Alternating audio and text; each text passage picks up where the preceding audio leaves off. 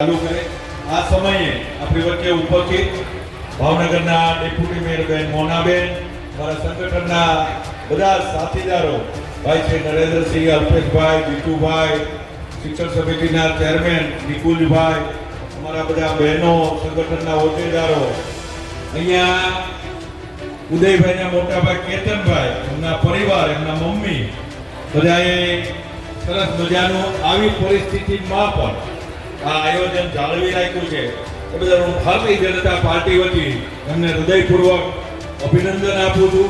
ભગવાન પરમાત્મા ગણપતિ બાપા એમને ખૂબ સારી રીતે આ પ્રવૃત્તિનો આખા પરિવારને જીવન જળતી રહે. ઈશ્વરને પ્રાર્થના કે પરિવાર સદાય સુખ સમૃદ્ધિ અને આરોગ્યમય રીતે નીવડે એવી આજના દિવસે પ્રાર્થના કર્યો. અહીંયા બોલાવ્યા, અમને આમાં સહભાગી કર્યા, ભગવાનના દર્શન કર્યા. આપ સૌ લોકોના પણ દર્શનની તક આપી એ બદલ આપ સૌનો, આગેવાનો, એમના આખા ટ્રસ્ટનો અને અહીંયા જે સેવક સમુદાય છે તન મન અને ધનથી સેવા કરેલા સૌનો આભાર માનું છું, અભિનંદન આપું છું. ધન્યવાદ. જય ગણેશ.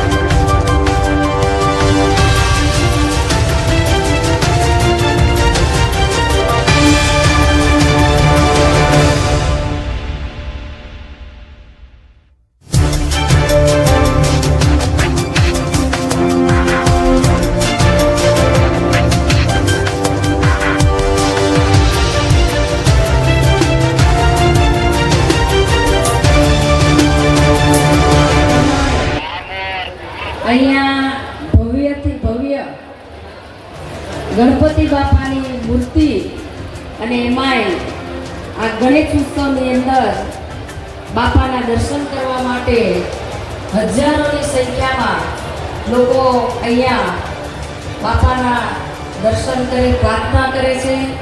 ત્યારે સૌ ભાવેણાવાસીઓને ગણપતિ બાપા એમની મનોકામના પૂર્ણ કરે, એમના કુટુંબને સુખ શાંતિ ને સમૃદ્ધિ આપે એવી આપણે સૌ પ્રાર્થના કરીએ. ઉદયભાઈના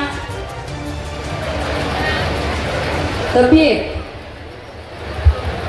નાદુરસ્ત હોવાને કારણે એમના માટે પણ આપણે પ્રાર્થના કરીએ કે તે ઝડપથી ગણપતિ બાપા એમને સાજા કરી દે.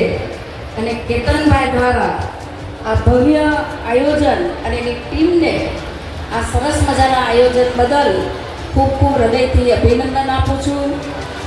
આ ગણપતિ બાપાના ઉત્સવમાં અમારી વચ્ચે ભાવનગર શહેરના અધ્યક્ષ અભયભાઈ ચૌહાણ, અમારા મહામંત્રી અલ્પેશભાઈ, અમારા શિક્ષણ સમિતિના chairman નિકુંજભાઈ, deputy mayor Monaben, Narendrabhai અને સૌ ભાઈ જીતુભાઈ, સૌ અમારા ભારતીય જનતા પાર્ટીના સંગઠનના પદાધિકારીઓ અહીંયા ઉપસ્થિત છે.